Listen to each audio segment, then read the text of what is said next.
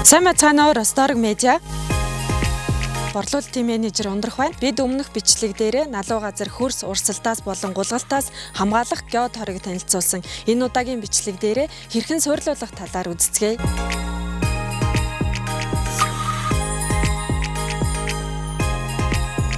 Бид Бугтын аманд байрлах Мянгат хотхон дээр ирсэн байна. Тухайн төсөл дээр маань урдталтай налуу газартай энэ налуу газар дээрээ хөрс урсгаас хамгаалan манай геоторыг хэрэгэлсэн байна. За бүгдээрээ яаж хийдгүү харцгаая.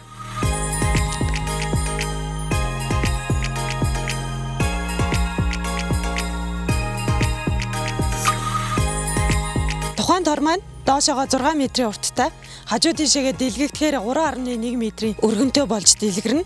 Дэлгэрэх явцдаа 21 см 21 хэмжээтэй нүхнүүд үүснэ. Энэ нүхэнд маань шороо хөрсөөрөө та дүүргэж өгөх ёстой гэсэн үг. Торны маань өндөр өөрөө 15 см-тай учраас бэхэлгээ маань өөрөө 15-аас илүүтэйгээр доошоо хөрс рүүгээ 20-с 25 см сууж өгнө гэж тооцоолоод арматур нь дэгээ хэлбэртэй хардаггүй гээ хэлбэртэй байх ёстой гэсэн үг. Доошоогоо суурлуулж өгнө.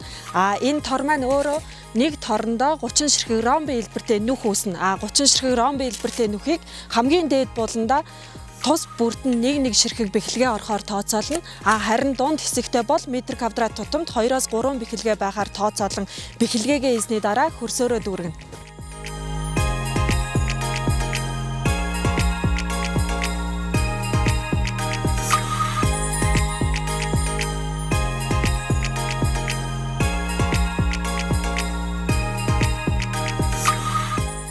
Хэрв танд үүнтэй ижил төстөгөөр налуу гадаргуугаас хөрс гулсалтаас хамгаалах шаардлага тулгарсан бол Росторг компани дээр геотор бүтээгдэхүүн маань худалдаалагдаж байна. Технологийн дагуу тус торыг суйрлуулснаар таны налуу гадаргууг 50-аас дээш жилийн хугацаанд хөрс гулсалтаас бүрэн хамгаалах болно. Уг торыг Росторг компани албан ёсны эрхтэйгээр борлуулж байна. Росторг медиа байлаа.